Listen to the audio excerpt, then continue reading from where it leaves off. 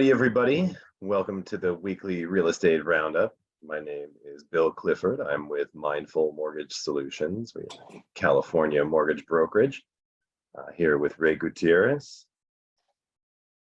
Hello, I'm a realtor with Chase Sky Realty. I'm working in Los Angeles, primarily focused on Silver Lake and Echo Park, but going all over the city to help you find what you need in real estate. Smooth. Super smooth. So today we want to talk a little bit about what's happening in the news in regards to real estate, what's happened this week, and see if we can shed some light and help give you some perspective on what you should do if you're thinking about buying a house. Right. So with that, pull up some information here. So this news story came out. We are entering the best real estate market opportunities since 2008. Why this billionaire investor is aggressively buying income producing properties. So basically what they're saying here is that if you are looking in the market right now, even though interest rates are not really falling to a level to where it's super favorable, because there are fewer buyers out there in the market, and in some areas home prices are coming down, these guys are saying that there are good opportunities out there for people.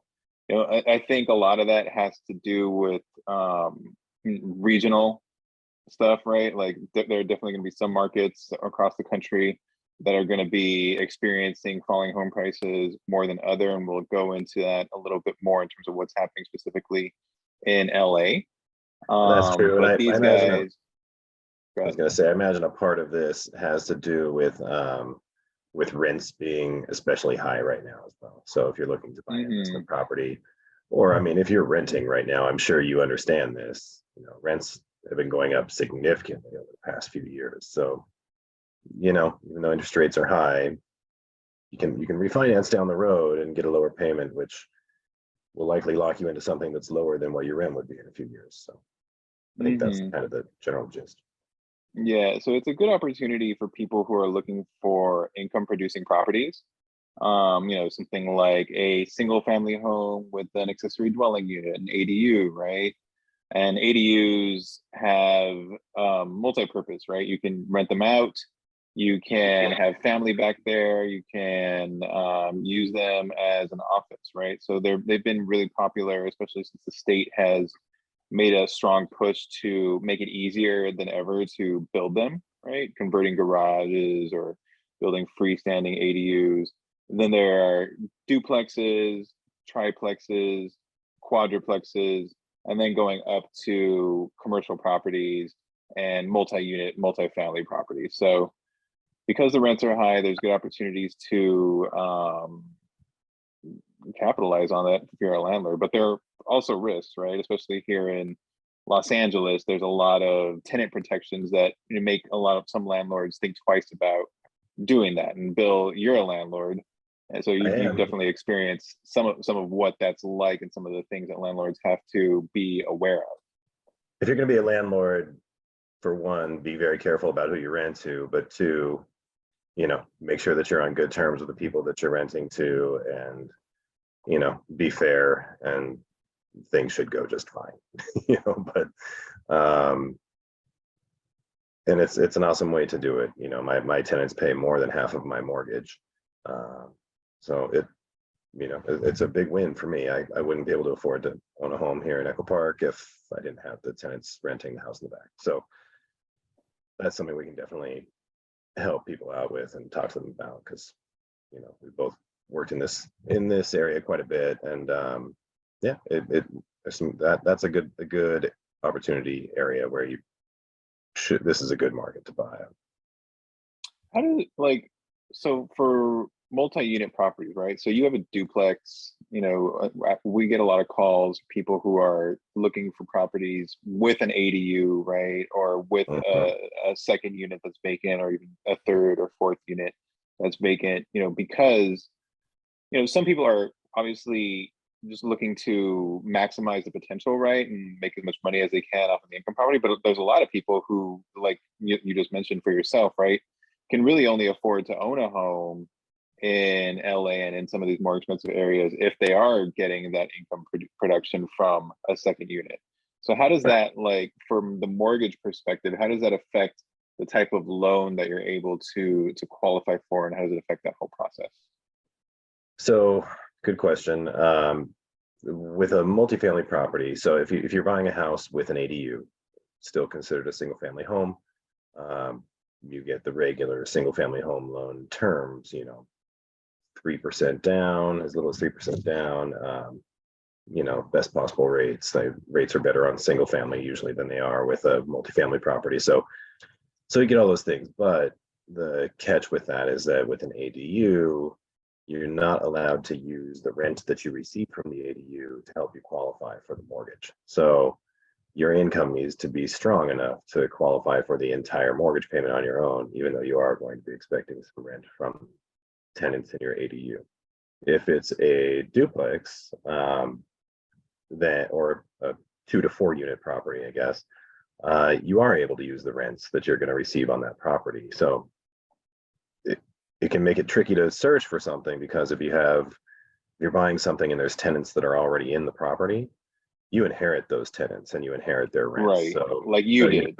right, exactly. And in my case, I inherited the rents. The unit needed some work. I negotiated with the sellers. My option was either to accept their low market rent, that was one, or buy them out, which in Los Angeles, there's a set scale for that. I think it was $17,000 or something. So it's significant.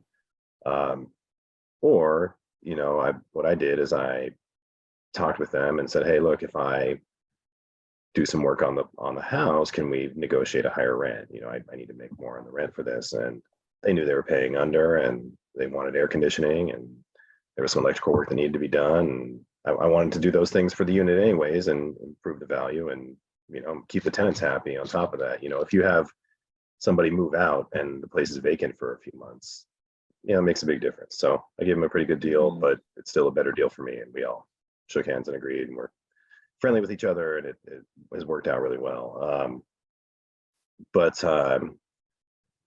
But anyway, as far as qualifying on a duplex, you have to put down a little bit more money. On a conventional loan, it's 15% down is the minimum down payment, unless you do FHA, which is another option. And with FHA, you can put down as little as 3.5%, which is great. Typically, your payments will be a little bit higher on an FHA loan because it has PMI that's a little bit expensive. And then 3 to 4 unit, you can also use conventional or FHA. Conventional will require 20% down. FHA, same thing, 3.5%. But the trick with FHA is that the total rents, including the unit that you're going to live in, need to be enough to cover the full mortgage payment, including the tax and insurance. So it needs to be a property that's cash flowing. And the thing is, if you have a tenant who's already in there and maybe they're under rent control and they pay $500 a month for a unit that should go for $2,000, they're going to use that $500 to qualify you. If it's vacant, they'll use whatever the market rent is to help qualify you. So, and in LA, of course, we have rent control and the protections are really strong. And so, if you probably don't want to buy a property that has a tenant who is under rent control and who's been there for a long time. Basically, if they've been there for more than 10 years, or they're a senior citizen, or they have a disability, you don't even have the option to buy them out if you want to. So there's things to consider. That's going pretty deep into it, but when those properties come up that are vacant, a lot of times you'll see flips with these, and people have bought them, fixed them up, they've got them ready to go, ready to rent. When people are renting and they see a brand new, clean, remodeled unit, it's you can make a lot of money on those rental units, and typically the price of a 2 or 3 unit property, it's a little bit more, but you can qualify for more. And it's a good opportunity for some people. Yeah. And so, on that note, there are definitely properties out there that have vacancies, right? So sometimes you'll see properties come on the market. Like I've sold a few recently where it was a vacant duplex, and those properties come in high demand, right? Because everybody who's sort of looking for that understands the potential of that, whether it's like they want to flip it, right? Because they know that if they put work into that property, then there's going to be somebody else who comes along and says like, oh, hey, now there's this beautiful turnkey duplex in Los Angeles that can command really strong rents. So there's value there for that type of buyer, right? Who wants to flip it. Then there's the person who wants to maybe live in it, and rent out the other side. And there's a person who is going to be an absentee owner and is going to rent out the whole thing, right? Maybe like some combination of just long-term tenants, some combination of Airbnb, but those types of properties give you some flexibility in that regard. So multi-unit properties that are vacant are definitely in high demand, whether it be a fixer or a property that's already been remodeled and is turnkey. They're definitely good properties to go after, and they're good properties to hold on to. In a city like LA, there's always going to be demand for that type of property. Yeah, absolutely. And I mean, that was kind of a tangent we just went on, but getting back to the question of that article, is now the best time to buy a house since 2008? No, I don't think it is the best time, but it's not a bad time either. And again, it depends on the market that you're in. Investment properties obviously collect that rent. The rents are high, so that's a good thing. What I'm telling my clients right now is, even though interest rates are high, and they are high, we're over 6.5%, getting close to 7% on a traditional conventional loan, and that's as high as they've been in 20 years. And that's scary. It jacks up the payment. It also, reduces the amount that people can qualify for. But as a result, it puts less buyers in the pool. So if you find a property you like and you think you can negotiate on it and get a good price, then yes, it's a great thing. We have not been able to negotiate on properties for years now. The past 2 or 3 years, every buyer has been caught up in a situation with multiple offers, and almost every home has gone for over asking. So, we finally now are in a place where that's not the case. And a big part of this is like the supply of homes is just very low. There's a housing shortage in general, not just homes to buy, but homes to rent. I mean, that's why we have such a homeless problem. So, yeah, it's my train. It's, there's a lot of old sayings in real estate. One of them is the best time to buy a house was 10 years ago. The second best time is now. Right. Yeah. And, that can be kind of corny, and it can also be wrong, right? Like there's sometimes it's not the best time to buy, but, we'll pull up some numbers here right now about just sort of like what's going on specifically in Silver Lake Echo Park area. And, it's pretty interesting. You can see here, so this is January and February of 2022 and 2023, the comparison, right? So year over year, that's always important to look at. Total sold volume year over year. Now that, it can be a little tricky because maybe there were just like some really expensive homes sold or some really inexpensive homes sold, some outliers in there that really bumped these numbers. But we're talking about, a 58.68% difference, $94 million, $38 million in total sold volume in 2023 versus 2022. That's a lot, right? And the number of listings sold, right? So about almost half fewer, right? So actually more than half, 59.09% change. 66 listings in 2022 sold during this period, 27 in 2023 during this period. But the average list price is up a little bit, right? So it's up 4.41%. And the average sales to list price is down 3.25%. So when you look at these numbers, Bill, what does this say to you about what's going on in this particular little area of Silver Lake Echo Park in Los Angeles? Yeah, I mean, I don't think this is really representative of what's happening in the rest of the country, but you know, you got to keep in mind we're in Los Angeles, and this is the heart of Los Angeles, and it's a nice neighborhood in the heart of Los Angeles. So there's always going to be people who want to be here. I saw an article recently. It said 500,000 people have left California in the past year or two, or something like that. It's like, well, good riddance. We need some more space for those, but It doesn't feel like it, right? it doesn't feel like it at all. Right. And the fact is, here in Los Angeles, there's always going to be a demand for people coming here, and there's always people coming and going. If you live here, you know that. Some people come and stay. A lot of people come and then turn back around and go back to where they came from after a few years. It's the nature of the beast. Um, but the things that do stand out are, the number of listings that have sold. Obviously, it's much slower than it was before. And then the other point, go back to that last one we had. It was the percentage of sale on the sales price. Let's see. Can you get back to that one? Here we go, right there, the average sales price compared to the average listing price. So what that means is, are homes selling for over the asking price, or are they selling for under the asking price?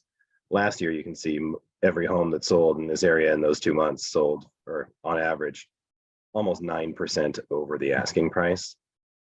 You would think that in this market now that maybe it'd be a little bit under or closer to the asking price, but we're still 5% over the asking price. So that just goes to show that this is still a competitive market. Things are taking a little bit longer to sell. Less stuff is selling. There's less stuff on the market. But that's what I've been seeing, and I work all over the state, and that's what we're seeing. It's slower, but there's less homes on the market. There's less now than there was this time last year, and there's a number of reasons for that. I mean, the interest rates, in 2021 and the very beginning of 2022 and 2020 got down into like the 3% range, to sometimes lower than that. And so anybody who owned a home during that time frame refinanced their house into a low interest rate like that. And it's really hard for someone got a raise and they're like, oh, I can afford a better house and I want to move into a $2 million home. Well, you're coming from a house that has a 3% interest rate and going to something that's more expensive with an interest rate that's double than what you're paying. That's, people think twice about selling their house. So, or maybe somebody they still want to make that move,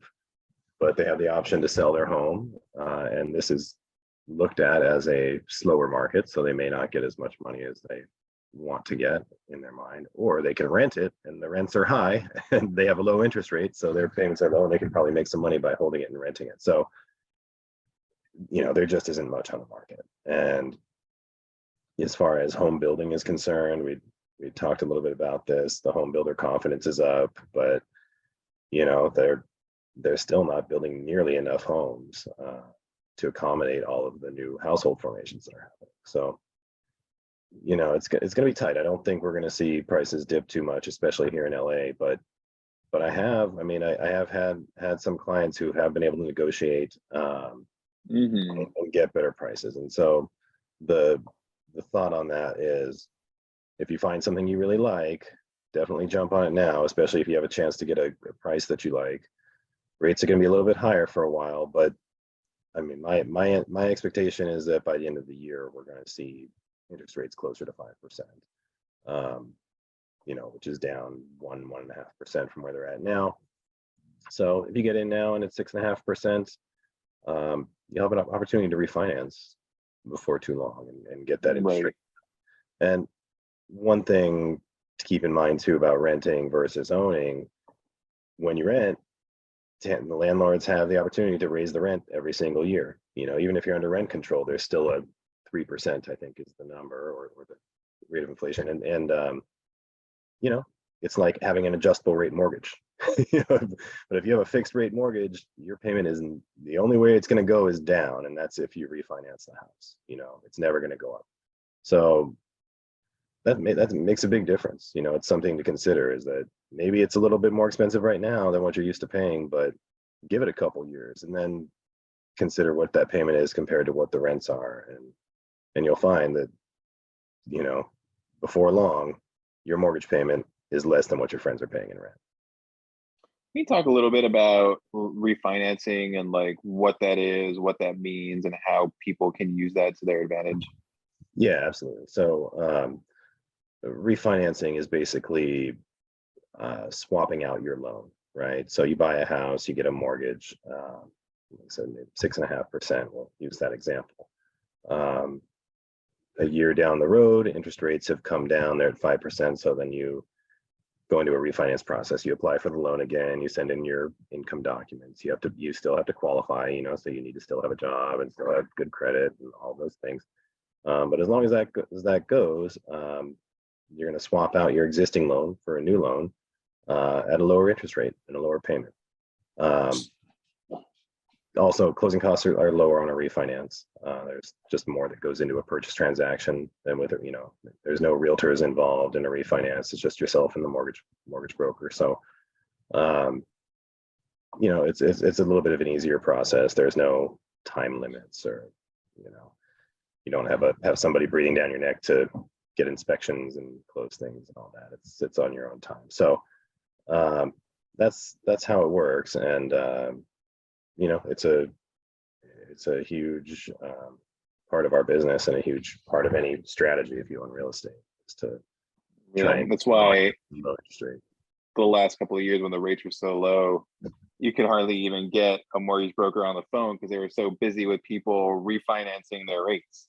Yeah, Everybody exactly. was, yeah, like, oh yeah, I'll refinance at 2%. Of course. Yeah, like I said, it was a big part of my business. Now it's not, because everybody I've Yeah. dealt with for the past 15 years, I refinanced last year, and you know, so now now that pool is done. Those people will refinance again. That's good for them. That's the idea, is to, you know, make it affordable. Right. Was there any information that you wanted to pull up and share? You know, as you can tell by my my old school analog television uh, outline, I'm not really good at this, so I don't want to screw up our video by trying to get technical. But the one thing I did want to add to this conversation is a program called temporary buy down. So with interest rates being high right now, one of the things that we're doing for most of our clients is a temporary buy down. So the way that works, you negotiate it with the seller, and you know, we've had good success doing this. It's essentially the seller giving you a credit in order to lower your interest rate for the first couple of years of the loan. So the going rate is 6.5%. On the 2-1 buy down program, what happens is the interest rate goes from 6.5% to 4.5% for the first year. Then in the second year, it jumps up to 5.5%. And then for the next 28 years of the loan, you're back up at 6.5%. And essentially the way it works is that the seller credits you for the savings. So if the first year you're saving $1,000 a month, that would be $12,000 in savings. The next year you're saving $500 a month, that's another $6,000. So it costs the seller a credit of $18,000. Now, if you're in a very competitive situation where the seller is not inclined to offer you an incentive like that, you can always go in and say, hey, look, your house is listed for $1 million. I will pay you $1 million, but I would like to write my offer for $1,018,000, and then I'm going to ask for a credit back for $18,000 to give yourself this incentive. So the cool thing about that is it gives you a little bit of relief on the payments until you're able to refinance out of that loan, because that's the idea, right? We definitely expect the rates to come down, and we are expecting to be able to refinance everybody that we're putting into a loan right now. So so it's a good way to keep your payments down a little bit. And what's also cool is that once you do that refinance, whatever's left from that credit comes back to you in cash. So it could also give you a little extra cash out. Cool. So I think the takeaway there is that from all of this really is that rates are still high. LA is still competitive, but there are opportunities out there for people to negotiate credits for interest rate buy downs, and we do anticipate rates to fall. So even if you're supposed to if you get into a deal today at 6% and the rates fall to 5% at the end of the year, then you have the opportunity to refinance and get in at that lower rate. And in the meantime, appreciate all the benefits of owning a home, not being subject to renting, and in a situation where your rent might get raised during that time period anyway, and all of that. So if you see something that you like, even though rates are higher and it's still a competitive market, doesn't mean that you should sit and wait. And I fully agree with that from the realtor perspective. Like, there just aren't a lot of houses out there, and if you see something that fits your budget, that checks the boxes in terms of location, size, bed, bath, features, all that, and you're in a position to do it, then go for it. And just stay connected to your real estate team for any opportunities that come up in the future regarding refinancing and things like that, because it's hard to find a house that you want, that works for you and that fits